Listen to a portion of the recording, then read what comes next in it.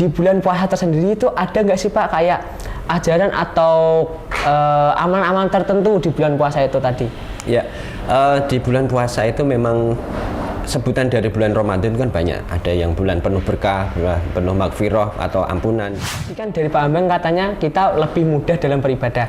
Tapi itu saya pernah dengar kalau bulan Ramadan itu setan itu dikerangkeng atau dikurung begitu Pak. Tapi kenapa masih banyak orang-orang yang membatalkan puasa tanpa sebab dan masih banyak banget itu maksiat-maksiat berkeliaran di dunia ini Pak? Saya ada satu pertanyaan yang mungkin banyak banget dipertanyakan oleh teman-teman semua Pak. Di bulan puasa itu kan banyak dikenal kalau ada malam 1000 bulan atau malam Lailatul Qadar. Itu malam arti atau sejarah pendeknya sendiri itu apa sih Pak dari malam Lailatul Qadar tersebut?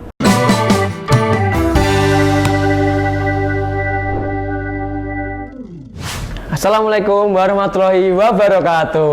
Waalaikumsalam warahmatullahi wabarakatuh. Halo teman-teman semua. Gimana nih kabarnya hari ini? Nah, kita kali ini kembali lagi di Podcast DKV. Podcast DKV, kembangkan pola pikir juara. Kali ini kita kembali lagi di episode ngobrol pintar bareng kawan. Nah, mau di bulan Ramadan nih, kali ini kita membahas apa aja sih keberkahan-keberkahan yang bisa didapat waktu bulan Ramadan ini. Nah, sebelum kembali ke topik utamanya, sebelumnya izin memperkenalkan diri, nama saya Faris Gibran Hafiz. Saya menempuh pendidikan di SMK Negeri 1 Purwodadi.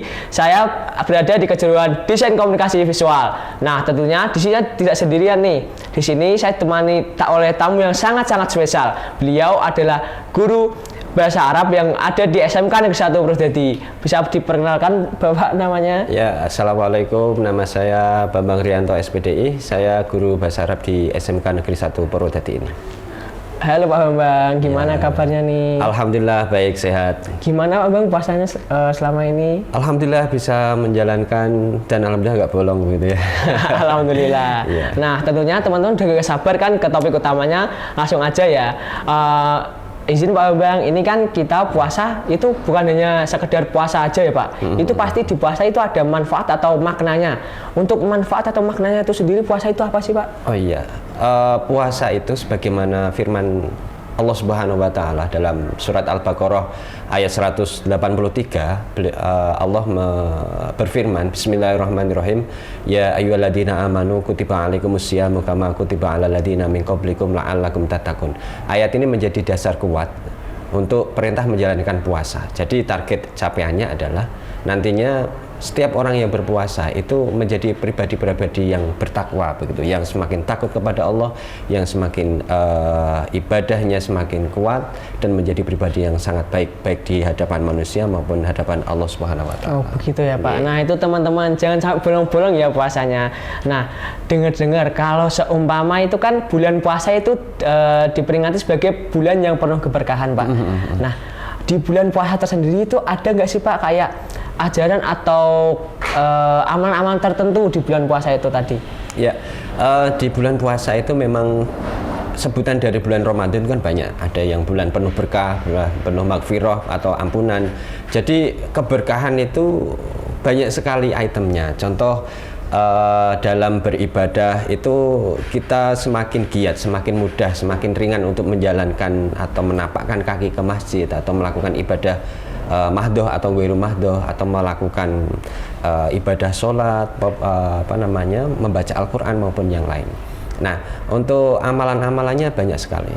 Ya, jadi amalan yang biasa kita lakukan termasuk diantaranya adalah membaca Al-Quran. Jadi keberkahan itu tidak hanya sebatas kita untuk pribadi, tetapi secara finansial juga berkah begitu ya. Jadi misalkan begini, di bulan Ramadan itu apapun yang dijual itu laku begitu. Keberkahannya bisa dirasakan oleh semua orang, baik itu yang beragama Islam atau tidak beragama Islam. Jadi dia yang puasa dan tidak puasa punya keberkahan semuanya. Contohnya biasanya kalau di luar Ramadan ya, itu kalau jualan di pinggir jalan tuh jarang ada yang laku. Kalau puasa Ramadan banyak laku semua begitu ya. Jadi makanan enak gak enak itu laku begitu kiranya ya. Nah, itu contoh-contoh keberkahan di bulan Ramadan ya yang bisa kita ambil. Oh, gitu jadi ya. begitu ya Pak. Tadi kan dari Pak Bambang katanya kita lebih mudah dalam beribadah. Tapi itu saya pernah dengar kalau bulan Ramadan itu setan itu di kerangkeng atau dikurung begitu Pak. Iya. Tapi kenapa masih banyak orang-orang yang membatalkan puasa tanpa sebab dan masih banyak banget itu maksiat-maksiat berkeliaran di dunia ini Pak? Oh ya. Jadi begini, kata apa namanya? Di dalam tafsir Al-Qur'an oleh Ibnu Katsir ya. Tafsir Al-Qur'anul Karim oleh Imam Ibnu Katsir itu mengatakan bahwa menafsiri la'allakum tattaqun. Jadi capaiannya untuk menjadi orang yang bertakwa itu memang sulit begitu. Tapi dalam tafsirannya beliau yaitu la'allakum tattaqun fihi tazkiyatul lil badan wa tadyiqu limasaliki syaitan. Artinya di bulan Ramadan ini ya, ketika orang puasa itu memang betul-betul setan itu memang diikat begitu, diikat, tidak bisa bergerak kemana-mana, termasuk diantaranya tidak bisa bermanuver dalam tubuh kita. Jadi dalam tubuh kita itu kan didominasi oleh darah begitu. Di mana ada darah maka di situ ada setan. Sekalipun itu berada di di saraf begitu. Saraf itu kan ada darahnya. Nah, itu ada setannya. Nah, ketika di bulan Ramadan yang puasa maka ruang gerak mereka ke setan-setan itu tidak bisa, tertutup begitu. Nah, meskipun nanti di lapangan begitu ya ada yang puasa di bulan Ramadan masih banyak yang melakukan kemaksiatan. Nah, itu memang itu kembali kepada pembiasaan mereka. Jadi kalau biasa berbohong atau biasa melakukan kemaksiatan itu meskipun di bulan Ramadan itu ya bisa saja kembali begitu ya. Kembali bisa melakukan meskipun tidak ada setan gitu. Gitu ya Pak. Nah, itu teman-teman yang banyak banget yang nyalahin setan kalau kalian buka tanpa sebab. Nah, ini ada satu pertanyaan yang mungkin banyak banget dipertanyakan oleh teman-teman semua Pak.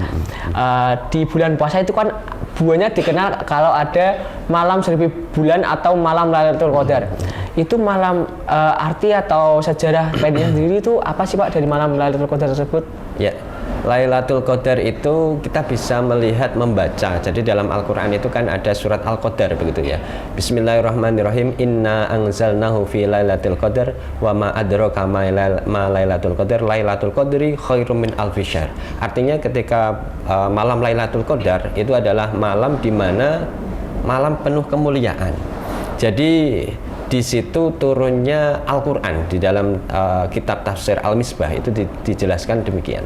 Jadi turunnya Al-Qur'an itu di malam Lailatul Qadar. Nah, Lailatul Qadar itu kapan begitu? Kapan? Itu ada yang mengatakan bahwa ulama menjelaskan ketika turunnya Al-Qur'an. Jadi ketika tanggal 17 yaitu bersamaan dengan dulu pertempuran yaitu perang Badar begitu ya, perang Badar. Jadi malam ini malam Lailatul Qadar itu malam yang penuh keistimewaan untuk beribadah.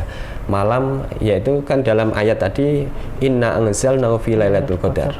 Inna anzalnya kami telah menurunkan Al-Qur'an pada malam Lailatul Qadar. Inna anzalnahu fi lailatul qadar. Lailatul qadri khairum min alfi syahr. Jadi Lailatul Qadar itu lebih baik ya daripada ibadah 1000 bulan begitu. 1000 bulan itu kalau dikeruskan itu 83 tahun lebih 4 bulan begitu. Itu sejarahnya begini. Kalau dulu zamannya Nabi Muhammad masih hidup itu Nabi Muhammad pernah mendapatkan wahyu dari Allah bahwa ketika hambanya itu umatnya Nabi Muhammad menjalankan ibadah saja 2 rakaat itu ada yang pahalanya lebih baik daripada 1000 bulan ya. Ibadahnya orang Bani Israel 1000 bulan. Ceritanya ketika dulu ya ada seorang yang bernama Sam'un Al-Ghazi. Sam'un Al-Ghazi itu orangnya sangat kuat sekali. Kalau difilmkan itu ya namanya Samson begitu ya. Samson itu kuat sekali ya, profil Samson. Nah, Samson itu memerangi orang kafir itu sendirian, nggak ada temennya, nggak ada jamaahnya, nggak ada. Jadi dia sendirian, tinggi, gede, tapi rambutnya panjang. Jadi dia itu mampu menghancurkan bangunan apapun dengan tangannya pakai kuku lah gitu ya. Nah, tidak tahunya dalam perjalanan itu kan orang kafir itu benci sekali begitu. Akhirnya dia mencari bagaimana untuk bisa melemahkan Sam'un al-Ghazi ini bahaya begitu ya. Akhirnya apa? Dia membisiki sama istrinya Sam'un al-Ghazi itu. Kebetulan istrinya adalah non-Islam begitu saat itu, orang kafir. Akhirnya suatu ketika Sam'un al-Ghazi itu pas waktu tidur tangan dan kakinya itu diikat sama istrinya pakai tali tambang begitu. Tali tambangnya gede. Bangun-bangun ditanyai, ini siapa yang ngikat begitu ya? Istrinya yang jawab, ngaku begitu, saya gitu. Kenapa kamu ikat? Saya cuma pengen tahu kekuatan kamu seperti apa. Gitu. Kalau hanya segini saya mampu melepaskan begitu. Hari berikutnya tidak pakai tali tambang lagi, tapi diganti dengan pakai rantai begitu. Rantai itu besar sekali. Iya besar sekali, begitu sampai nggak bisa. Kalau kita udah nggak bisa apa-apa begitu ya. Iya. Tapi kalau Sam'un al-Ghazi bangun kaget dia. Beliau kaget akhirnya ditanya, ini siapa yang ngikat saya? Istrinya jawab lagi begitu jujur begitu ya. Ini yang ikat saya begitu. Nah, kenapa saya ikat? Kenapa saya diikat begitu ya? Karena saya pengen tahu kekuatan kamu itu seberapa begitu. Kemudian mungkin kepleset ya karena beliau itu merasa mampu untuk segalanya. Kalau ngomong dengan istrinya kan apapun disampaikan begitu ya, nggak punya rahasia. Akhirnya disampaikan. Kalau hanya seperti ini nggak bisa membendung saya, betul. Yang bisa itu yang melemahkan saya rambut saya, begitu. Akhirnya rambutnya suatu ketika dia tidur, Sam'un al-Ghazi tidur, rambutnya dipotong, Mas. Habis dipotong digunakan untuk mengikat kaki dan tangannya. Jadi samping kanan itu rambutnya kan panjang, dikepang begitu ya, dikepang sampai lantai, 4 kepangan itu untuk mengikat dua kakinya, kaki kanan kiri. Kemudian yang 4 yang samping kiri untuk mengikat tangannya, gitu ya. Akhirnya nggak bisa apa-apa begitu, bangun udah lemes begitu, istrinya langsung woro-woro dengan orang kafir begitu. Akhirnya rajanya saat itu ya datang, kemudian sama tentaranya datang, dihabisi itu, diarak, kemudian si Sam'un al-Ghazi diikat dan mau dibunuh tapi dicincang dulu begitu ya. Dicincang itu ya telinganya dipotong, kemudian hidungnya dipotong, matanya dicukil gitu ya, lidahnya dipotong, tangan 2 kakinya dipotong semua. Tinggal tubuh-tubuh saja. Lah, pas saat itu Allah itu memberikan ilham kepada Sam'un al-Ghazi. Sam'un, kalau udah seperti ini kamu minta apa? Gitu. Saya minta seluruh kekuatan saya dikembalikan ya Allah. Jadi kalau misalkan Mas Gibran ini pernah nonton kartun begitu ya, terus kembali kekuatannya seluruh anggota tubuhnya seperti robot begitu ya. Jadi kayak gitu. Nah, akhirnya kembali. Nah, setelah kembali Mas, itu semua orang kafir bersama istrinya Sam'un itu dihajar habis itu ya. Jadi bangunan dirobohkan semua, akhirnya mati di bawah robohan puing-puing itu, bangunan itu. Nah, ketika sudah kembali sehat, Sam'un itu berjanji, saya akan berjihad setiap hari selama 1000 tahun begitu untuk menghabisi orang kafir. Nah, dengan seperti itu itu tidak dibuat syariat begitu. Jadi jangan dicontoh besok, jangan kalian terus terjun niru, saya tak niru Sam'un besok tak bunuh orang kafir, jangan. Nah, untuk umatnya Nabi Muhammad itu yang diajarkan. Yang diajarkan adalah untuk mencari Lailatul Qadar itu. Jadi tidak perlu kita jihad, nggak perlu membunuh, mengalirkan darah, nggak boleh begitu ya. Tetapi dengan sholat 2 rakaat saja, atau syukur-syukur lebih begitu ya, syukur-syukur lebih untuk menjalankan ibadah-ibadah itu di salah satu hari di bulan Ramadan itu yang disebut dengan Lailatul Qadar. Maka pahalanya lebih besar daripada 1000 bulan. 1000 bulan. Jadi 1000 bulannya besar. Itu lebih besar lagi. Oh, ya. Lebih besar lagi. Syahrul Inna anzalnahu fi Lailatul Qadar wa ma adraka ma Lailatul Qadar. Lailatul Qadri khairun itu kan kalau dalam bahasa Arab itu memiliki makna tafdil itu ya lebih begitu ya. Jadi tidak hanya 1000 tapi lebih dari 1000. Oh, gitu. Begitu ya Pak. Iya. Merinding saya teman-teman lihat dengar ceritanya. Nah, itu kan 1000 bulan itu sangat-sangat baik ya Pak. Itu ada nggak sih Pak amalan-amalan tersendiri waktu 1000 bulan tersebut? Ya, jadi amalannya begini, untuk itu kan Lailatul Qadar kan rahasia begitu ya. Rahasianya mulai tanggal 1 sampai 1 bulan penuh, ada yang 29 atau 30. Jadi terserah Allah nanti menempatkannya di tanggal berapa begitu. Tapi ciri-cirinya kalau ciri-cirinya kalau kenapa dirahasiakan supaya kita istilahnya ya berlomba-lomba untuk mencari itu. Jadi amalan-amalan yang bisa dijalankan diantaranya ya ada zikir, kemudian berdoa apapun yang baik-baik pokoknya. Kemudian baca Al-Quran dan iktikaf ini ya. Iktikaf itu di masjid, bukan di dalam kamar. Kalau di dalam kamar nanti iktikafnya pakai apa ya? Nah, kalau di masjid niatnya nawaitul iktikaf fil masjid lillahi ta'ala. Jadi intinya sudah niat kalian mau tidur, mau baca Al-Quran, mau zikir, mau ngalamun, itu sudah dianggap ibadah semua. Jadi mungkin itu ya, jadi jangan sia-siakan ya di bulan Ramadan ini. Nah, nggak kerasa nih waktu udah mau selesai aja. Nah, mungkin pelajaran yang bisa diambil dari materi yang disampaikan Pak Bang, kalian jangan sia-siakan bulan Ramadan ini dengan cara tidur-tiduran aja, cuma main game. Percuma kalian di bulan Ramadan cuma kayak diem-diem aja. Manfaatkan bulan Ramadan ini dengan penuh mencari pahala dengan sebesar-besarnya.